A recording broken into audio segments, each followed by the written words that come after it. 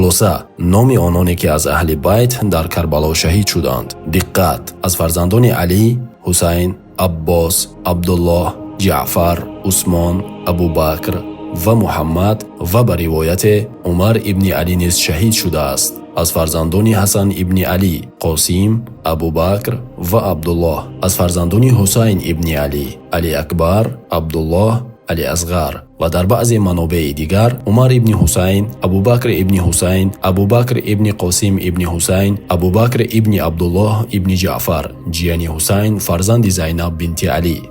به نامها دقت دادید؟ آیا در نوارپارچه‌هایی که دیسک اعضای شیعه ها را پخش میکند کسی را دیدید که نام اینها را گرفته سینه زند؟ مگر اینها نیز از نطفه علی و حسن و حسین نیستند؟ عزیز دلم عقل از سر من پریده کن، دیوونگی جان